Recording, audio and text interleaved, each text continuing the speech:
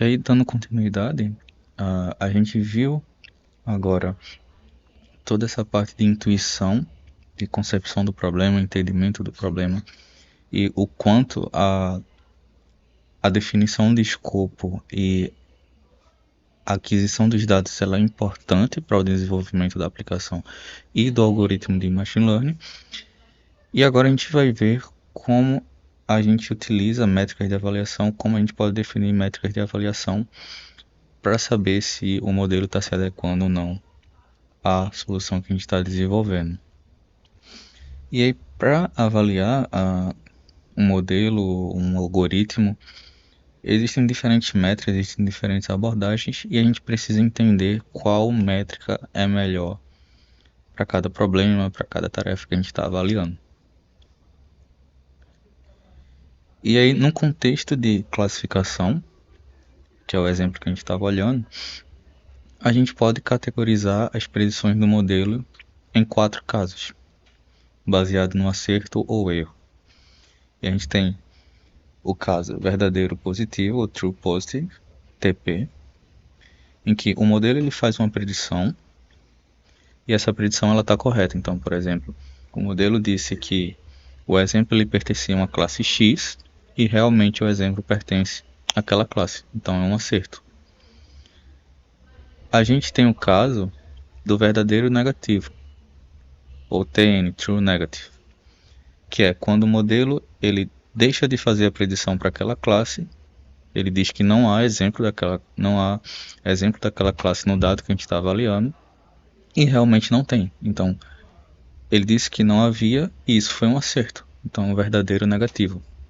Em contrapartida, a gente tem os casos de erro, que é o erro do tipo 1, o falso positivo, que é quando o modelo diz que há um exemplo dentro da imagem, dentro do dado que a gente está avaliando, mas não há.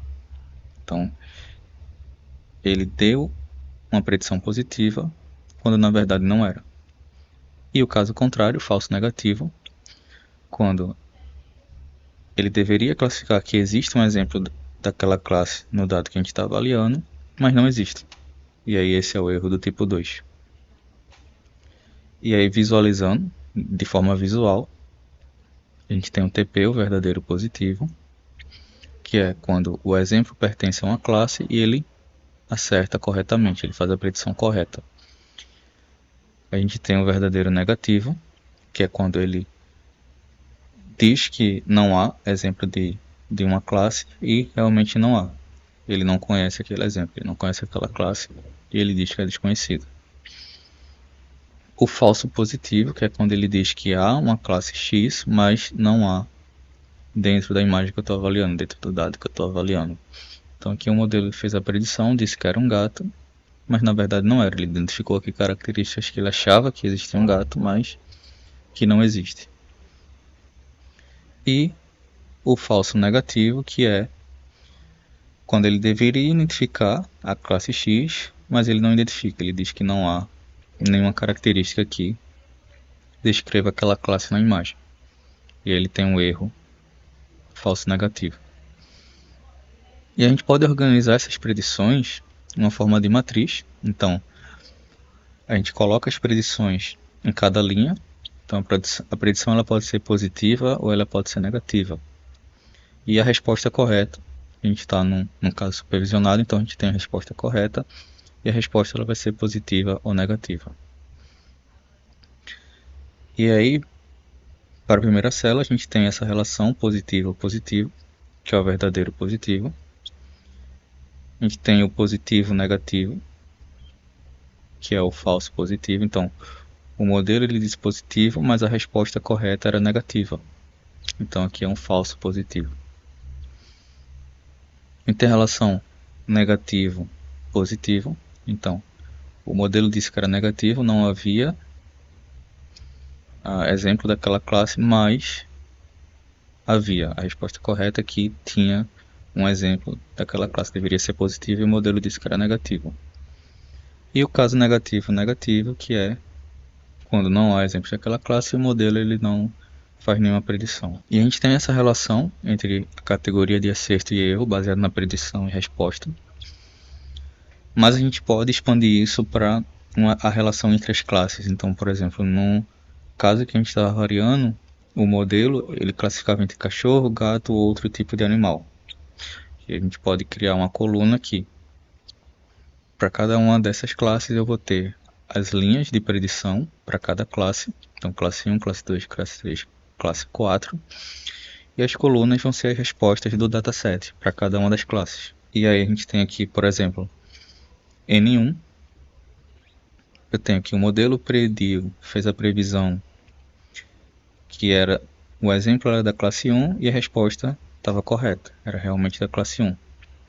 Da mesma forma, aqui, se eu for para a segunda linha, segunda coluna, a previsão era que o exemplo pertencia à classe 2 e o modelo fez essa previsão e a resposta era realmente a classe 2. Então eu tenho um acerto aqui. No N2, aqui na primeira linha, segunda coluna, é um caso de falso positivo, ou seja, o modelo ele disse que era da classe 1, mas era um exemplo da classe 2. Então era um falso positivo para a classe 1. Ou nesse outro caso, se a gente olhar em relação à coluna, o N5, o modelo ele disse que era da classe 2, mas o exemplo era da classe 1. Então isso é um falso negativo em relação à classe 1. Deveria ser classificado a classe 1, mas ele não classificou. E aí se a gente olhar aqui, a diagonal principal dessa matriz para cada classe, ela é o acerto do modelo dentro de cada classe. E aí quanto maior o valor da diagonal principal em cada linha, melhor vai ser o meu modelo, melhor o resultado, porque ele está acertando os exemplos de cada classe. Então a gente vê aqui um exemplo, N1, a resposta era classe 1, o modelo fez a previsão classe 1, então é a resposta correta. N14, a classe correta era classe 2, e o modelo fez a previsão que era classe 4. Então tem aqui uma resposta incorreta. Então essa é uma forma simples de quantificar o quanto o modelo está acertando e errando. Que a gente pode, dentro dessa matriz, fazer uma visualização com um mapa de calor. Então quanto maior o valor naquela célula, mais escura ela fica. Então a gente tem essa visualização da performance do modelo. Então a gente vê aqui que a diagonal ela está bem escura, então é um modelo que está acertando bastante para esses exemplos. A gente vê aqui também que fora da diagonal principal tem um valor mais alto, que é o erro do modelo para essa classe. E ainda a gente pode normalizar esses valores, então a gente pode transformar em valores absolutos para porcentagem entre 0 e 1.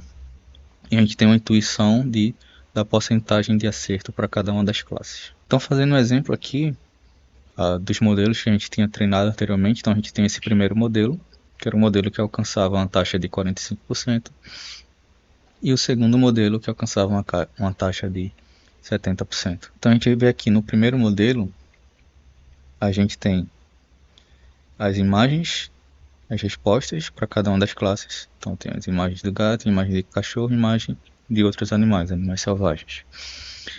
E as linhas, as previsões que o modelo fez. Então aqui, esse primeiro valor, 287, são imagens que o modelo fez a previsão que era um gato, e a resposta correta era realmente gato. 209 imagens, o modelo fez a previsão que era um gato, mas a resposta correta era cachorro.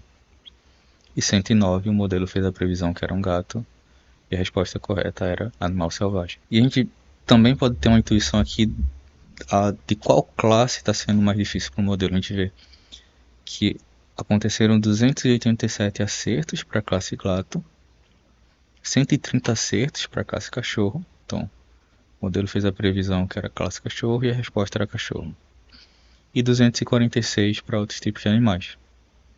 Então a gente vê que para esse modelo em específico ele tem mais dificuldade em acertar os exemplos da classe cachorro. Quando a gente faz a avaliação no segundo modelo, que tem a acurácia um pouco maior, a gente vê que a diagonal principal ela já é bem maior do que para o caso anterior. Então ele consegue acertar razoavelmente bem para todas as classes, e a gente vê um resultado bem balanceado. Então, o resultado de acerto para a classe gato é bem parecido com o resultado que a gente tinha para a classe cachorro, que é bem parecido com os outros tipos de animais.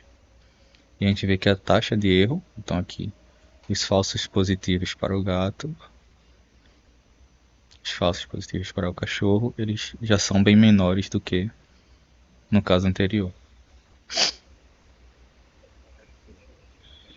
E a gente pode quantificar esses acertos, esses valores, com a métrica de acurácia. E a acurácia ela vai ser a razão. Eu vou ter a soma dos verdadeiros positivos com os verdadeiros negativos. Então, eu estou quantificando os acertos do modelo em relação ao total de exemplos que eu tenho, em relação à soma de todos esses valores. E aí, com essa razão, eu tenho o valor da acurácia. Então, indo aqui para o exemplo anterior, o acerto do modelo, todos os acertos foram 287 para a classe 1, para a classe gato, 130 para a classe 2 e 246 para a classe 3. Então, vou fazer a soma desses valores e vou dividir pelo número total de exemplos, que é a soma de todos os valores dessa matriz. E isso vai dar para a gente 44%, esse é o valor de acurácia desse modelo. Para o segundo modelo, a gente faz a mesma operação, então vai ser 385 mais 390 mais 380, e a gente divide pelo mesmo valor, que é a soma de todos os valores da matriz, porque o tamanho do dataset foi o mesmo. E aí a gente tem que a acurácia do segundo modelo foi 77%. E a gente quantifica, consegue comparar um quanto um modelo é melhor que o outro, com base nesse valor. A gente também tem a taxa de precisão e recall. Então, essas taxas elas vão retornar para a gente o quão relevante foi a informação que o modelo retornou. Então, por exemplo, na precisão, eu tenho o valor de verdadeiro positivo, o número de acertos, dividido pela soma entre os verdadeiros positivos mais os falsos positivos. Então eu estou quantificando aqui de todas essas informações que eu retornei pelo modelo. Então, o modelo ele retornou exemplos verdadeiro e positivo dentro aqui dessa área. E ele retornou alguns exemplos que era negativo, mas ele disse que era positivo, que são os falsos positivos. Então eu estou quantificando aqui a taxa de todos os exemplos que o modelo disse que era positivo. Qual a razão desses exemplos que eu consigo dados relevantes? Então, a razão de todas as previsões que foram feitas com positivo, quantas delas foram um acerto. Então, essa vai ser a medida de precisão. Já o recall, ele mede quão relevante foram os itens que foram retornados. Então, ele vai medir o valor de acerto, verdadeiro positivo, dividido pela razão de verdadeiro positivo mais falso negativo. Então, o que eu estou quantificando é quantos exemplos deveriam ser positivos e o modelo deixa passar. Ele classifica como negativo. Então, aqui eu tenho a área de verdadeiros positivos, exemplos corretos. E aqui fora a área de falso negativo, que era o que o modelo deveria ter dito que era correto, mas ele deixou passar. E aí, olhando pela tabela, a gente vê que a precisão a gente pode olhar em relação à linha de cada predição. Então, os exemplos positivos dividido pela razão positivo e falso positivo. E o recall a gente pode visualizar em relação à coluna. A gente tem os exemplos positivos dividido pela soma dos exemplos positivos e negativos. E aí a gente tem uma métrica também, a gente chama de F-score, que é uma média, uma ponderação entre o valor de recall e precisão. Então a gente tem duas medidas que quantificam informações diferentes e a gente pode combinar essas informações com o F-score para tentar ter uma métrica única para avaliar o quão bom está sendo o modelo. E aí só um exemplo do cálculo desses valores. Então a gente vai olhar agora em relação à classe gato. Então para a classe gato eu tenho a previsão do modelo na primeira linha. E o modelo teve 287 acertos, 287 verdadeiros positivos. Na primeira linha, eu tenho os falsos positivos em relação à classe 1, a classe gato, que são os exemplos que o modelo disse que continham um gato, mas que não continham. E aí, para calcular a precisão, eu pego esse valor de 287 e divido pela soma da primeira linha, que é o verdadeiro positivo, com a soma dos falsos positivos em relação à classe 1, a classe gato. E aí, se eu fizer esse cálculo, eu vou ter uma precisão de 47%. Fazendo esse mesmo cálculo para o segundo modelo, eu vou ter a precisão de 76%. Para o recall, eu olho em relação à coluna. Então eu quero o recall da classe gato. Então eu pego o número de acertos, 287, e olho os exemplos falsos negativos, ou seja, os exemplos que deveriam ter sido classificados como gato e que o modelo não classificou como outra categoria, como outra classe. Então vou fazer a soma aqui de 287 dividido pela soma da primeira coluna. E aí vai dar um recall de 57%. E o F-score, eu pego os valores de precisão de recall e faço uma média, faço aqui essa ponderação para ter uma taxa única que pondera entre o recall e a precisão, para saber o quanto o modelo está performando, para a gente poder ter uma base de comparação com outros modelos.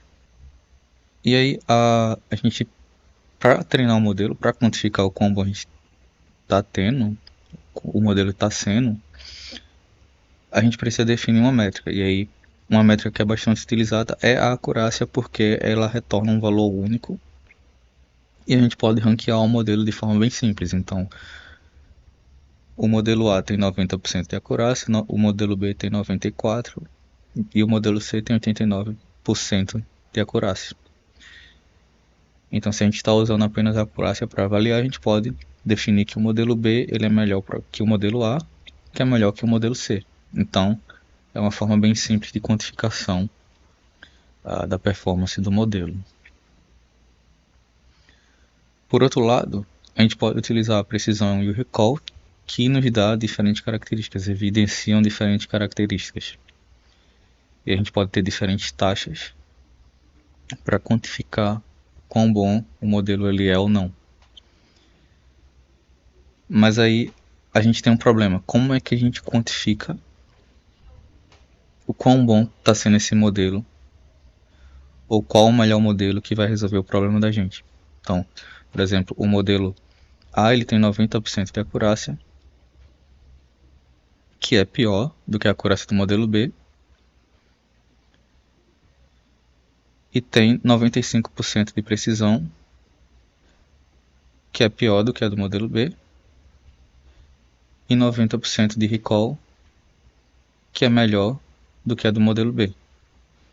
Então, qual métrica a gente prioriza? A gente tem duas métricas que são pior, mais uma que é melhor do que a B. Então, como é que a gente decide qual métrica usar para selecionar o modelo? E aí, durante a etapa de desenvolvimento, quando a gente está treinando o modelo, a gente pode utilizar diferentes métricas para avaliar e para quantificar, mas o ideal é que no treinamento, na otimização, a gente utilize uma única métrica para definir qual modelo é melhor. Então, durante a fase de treinamento e validação, a gente vai basear as decisões para a escolha do modelo com base em uma única métrica. Entretanto, na parte de teste, a gente pode utilizar diferentes métricas para saber se o modelo ele se adequa a certos requisitos ou certas características que a gente definiu como essenciais para ele ser desenvolvido e seguir para uma fase de aplicação, uma fase de produto. Então, durante o treinamento, ao invés da gente ter diferentes objetivos para otimizar o modelo, para definir qual modelo é melhor, o ideal é que a gente tenha um único objetivo, para que o modelo ele possa ser otimizado ou ser atualizado com base naquele objetivo. E na etapa de testes a gente faz uma avaliação expandida para entender outras características ou outras métricas que possam evidenciar diferentes características do modelo. Então, por exemplo, aqui a gente pode treinar o modelo com base na acurácia. A gente vai fazer esse treinamento e definir quando parar o treinamento ou como otimizar o treinamento com base nesse valor de acurácia. E aí, uma vez que a gente finaliza o treinamento, a gente pode avaliar, por exemplo, o tempo de inferência do modelo. E a gente consegue saber, por exemplo, o modelo A tem 90% de acurácia e ele leva 0,3 milissegundos para executar. O modelo B tem 94% de acurácia, mas leva 1 milissegundo para executar. E já o C tem 89%, mas leva 0,2 milissegundos para executar. Então, no treinamento, o modelo B é melhor do que o A. Mas para aplicação para o produto, ele seria o melhor modelo. Então, a gente vê aqui que o modelo A ele tem uma queda de acurácia, mas ele é bem mais rápido para fazer as predições. Então, baseado nos requisitos, baseado nas especificações que a gente definiu anteriormente, a gente vai saber qual modelo é mais adequado ou não. Então, eu posso ter essa queda de acurácia, mas eu ganho em relação ao desempenho.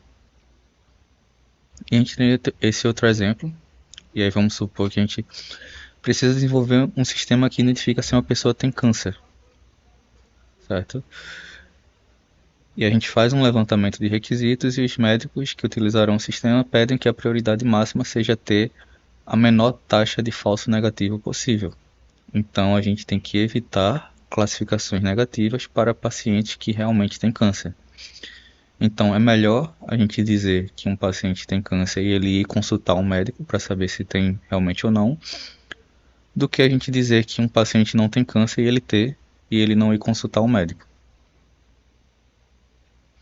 E a gente testa 3 conjuntos de modelos diferentes, o A, o B e o C, que tem essas taxas. Então o A tem 90% de acurácia, 60% de precisão e 40% de recall. O B tem 80% de acurácia, 84% de precisão e 78% de recall. E o C tem 75% de acurácia, 85% de precisão e 90% de recall. E aí a gente pensa, qual modelo ele seria mais adequado para esse caso? O A tem a maior acurácia, ele tem a maior taxa de acerto entre os exemplos, mas ele tem a pior precisão e o pior recall. Então significa que ele tem uma alta taxa de falso positivo e falso negativo. Então, lembrando do requisito, a gente quer minimizar a taxa de falso negativo. Então, para esse caso, a gente poderia utilizar o modelo C, que tem um maior recall. Porque a gente quer minimizar os casos de pacientes que têm câncer e que a gente diz que não tem. Então, apesar de ter a pior acurácia, a melhor métrica para a gente avaliar esse modelo é o recall, não é a acurácia. E aí a métrica que a gente poderia usar para otimização do modelo do treinamento é o recall. A gente quantificaria, faria o treinamento, faria as decisões de validação com base no recall e poderia usar essas outras métricas para ter uma noção de como é o desempenho do modelo para outras características. Por exemplo, a taxa de acertos ou a quantidade de falsos positivos que o modelo retorna.